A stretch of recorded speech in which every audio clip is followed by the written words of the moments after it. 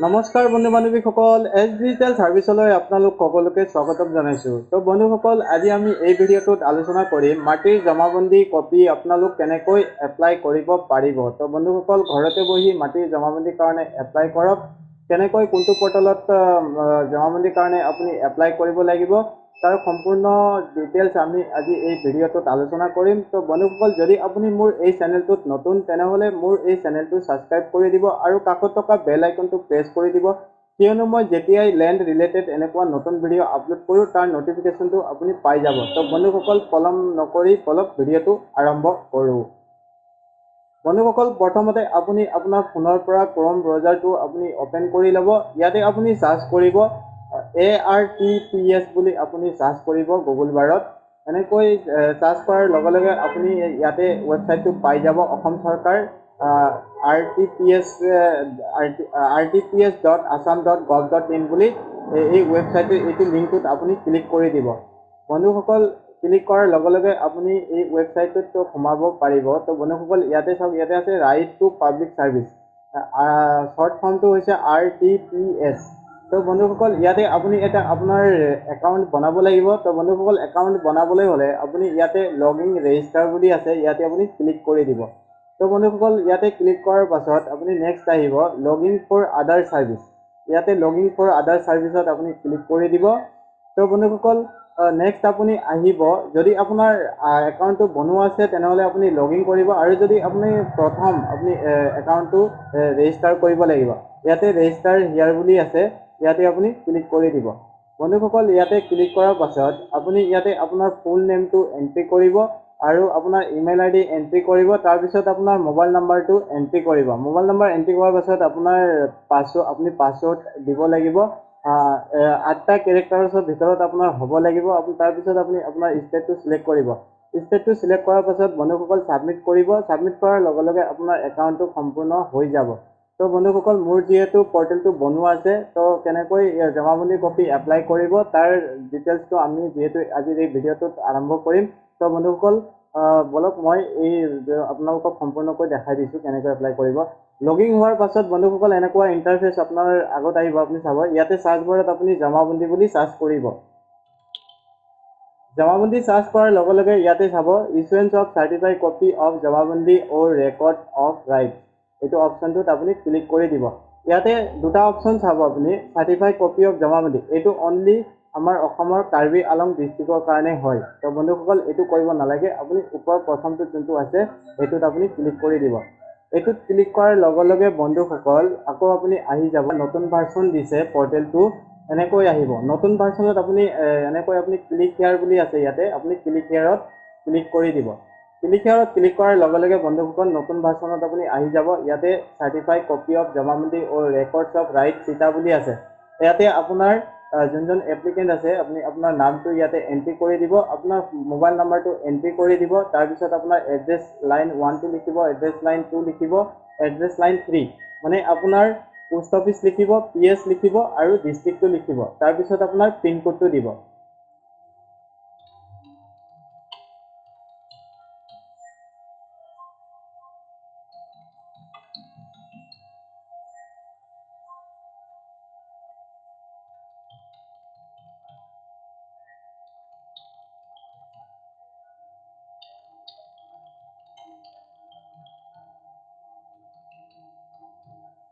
আপুনি সম্পূৰ্ণ ডিটেইলছটো ভৰোৱাৰ পাছত প্ৰচিড বুটনত আপুনি ক্লিক কৰি দিব।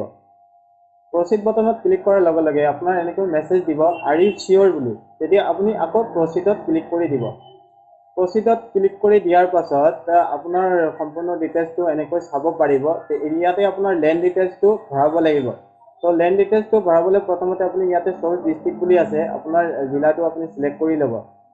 তাৰপিছত আপোনাৰ ৰেভিনিউ যোনটো চাৰ্কুল অফিচ আছে, আপোনাৰ চাৰ্কুলটো আপুনি চিলেক্ট কৰি ল'ব। চাৰ্কুলটো চিলেক্ট কৰাৰ পাছত বন্ধুসকল, আপোনাৰ যোনটো আপোনাৰ মাটিটো কোনটো গাঁৱত আছে আপুনি ইয়াতে গাঁৱটো আপুনি চিলেক্ট কৰি ল'ব। গাঁৱটো চিলেক্ট কৰাৰ পাছত বন্ধুসকল, সেইটো গাঁৱত কিমান পটা আছে সম্পূৰ্ণ ইয়াতে পটা নম্বৰ আৰু দাগ নম্বৰটো ইয়াতে শ্ব' কৰিব। আপোনাৰ মাটিটো কি হয়, ম্যাদী হয় নে 1 চনা হয়, আপুনি ইয়াতে ইয়াতে আপুনি সিলেক্ট কৰি ল'ব। যেহেতু মই যোনটো চাই আছো বন্ধুসকল এইটো হ'ল 1 চনা মাটি, মই 1 চনাটো সিলেক্ট কৰি লৈছো। তো বন্ধুসকল ইয়াতে পটা নম্বৰটো আপুনি সিলেক্ট কৰি ল'ব। মোৰ যেহেতু পটা নম্বৰটো মই যোনটো চাই আছো এইটো হ'ল 133, মই সিলেক্ট কৰি লৈছো। তাৰপিছত আপুনি নেক্সট বুটামটোত ক্লিক কৰি ল'ব। নেক্সট বুটামত ক্লিক কৰাৰ লগে লগে বন্ধুসকল ইয়াতে চাব এইটো পটা নম্বৰটোত আপোনাৰ এপ্লিকেণ্ট পেজন আছে, সকলোৰে নামটো ইয়াতে আপুনি শ্ব' কৰিব। তাৰ মাজতে আপোনাৰ নামটো কোনটো হয় আপুনি সেইটো সিলেক্ট কৰি ল'ব। তো মই মোৰ নামটো সিলেক্ট কৰি লৈছো। বন্ধুসকল ইয়াতে চাব ইয়াতে যোনটো আপোনাৰ অসমীয়াত নামটো আছে এই নামটো আপুনি ইংলিছত ইয়াতে টাইপ কৰি দিব।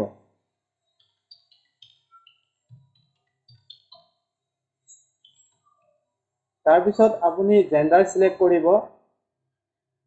তাৰপিছত যোনটো গাৰ্জিয়ান নাম আছে এইটো চাব, মোৰ নামৰ লগতে মোৰ গাৰ্জিয়ান নামটো ইয়াতে আছে, মই সেইটো ইংলিছত ইয়াতে আপোনাৰ টাইপ কৰিব লাগিব।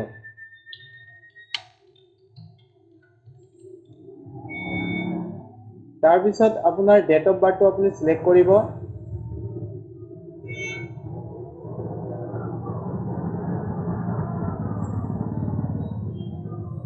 ডেট অফ বাৰ্থ সিলেক্ট কৰাৰ পাছত আপুনি আপোনাৰ হোম এড্ৰেছটো ইয়াতে এণ্টাৰ কৰিব।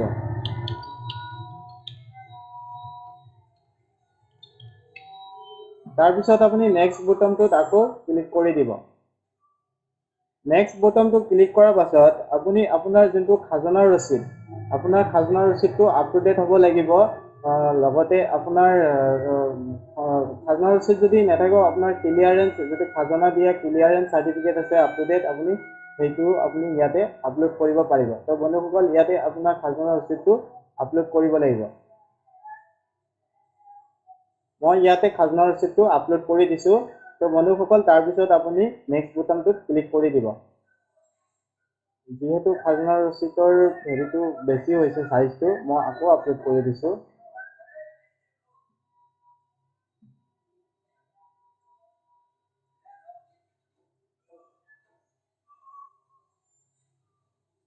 নেক্সট বুটামত ক্লিক কৰাৰ লগে লগে বন্ধুসকল আপোনাৰ এপ্লিকেশ্যনটো আকৌ ৰিভিউ কৰিব দিব। আপুনি এবাৰ ভালকৈ চাব যে আপোনাৰ এপ্লিকেশ্যনটো সম্পূৰ্ণ ঠিক আছে নে নাই।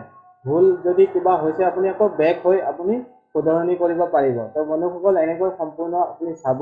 চোৱাৰ পাছত আপুনি একচেপ্ট এগ্ৰিমেণ্ট এণ্ড ছাবমিট বুলি ইয়াতে আছে, ইয়াৰ তলত আপুনি এইটো আপুনি টিক মাৰ্ক কৰি দিব। টিক মাৰ্ক কৰাৰ পাছত আপুনি ফিনিছ বুটামত ক্লিক কৰি দিব। ফিনিছ বুটামত ক্লিক কৰাৰ লগে লগে বন্ধুসকল 30 টকা যোনটো চৰকাৰী ফিজ হয় সেইটো আপুনি পে'মেণ্ট কৰিব লাগিব। আৰু পে'মেণ্টটো আপুনি ফোনপে, গুগল পে বা আপোনাৰ কাৰ্ডৰ জৰিয়তেও আপুনি কৰিব পাৰিব। কাৰ্ডৰ জৰিয়তে কৰাৰ পাছত বন্ধুসকল আপোনাৰ এটা একনলেজমেণ্ট নাম্বাৰ জেনেৰেট হ'ব, সেইটো আপুনি প্ৰিণ্ট আউট কৰি ৰাখিব। তাৰপিছত আপুনি 7 দিনৰ পৰা 8 দিন সময় আপুনি ৱেইট কৰিব। ৱেইট কৰাৰ পাছত আপোনাৰ যেতিয়া আপুনি চেক কৰিব, আপোনাৰ নাম্বাৰটো দি চেক কৰিব, যেতিয়া আপুনি ষ্টেটাছত চাব পাৰিব যে আপোনাৰ ফাইলটো ডিছপ'জ হৈ গৈছে, তেতিয়া আপোনাৰ জমাবন্দী কপিটো আপুনি নিজে ডাউনলোড কৰি ল'ব পাৰিব। তো বন্ধুসকল আজিৰ ভিডিঅ'টো ইমানেই। আকৌ এটা নতুন ভিডিঅ'ৰ সৈতে মই লগ পাম। নমস্কাৰ, ধন্যবাদ, জয় হিন্দ।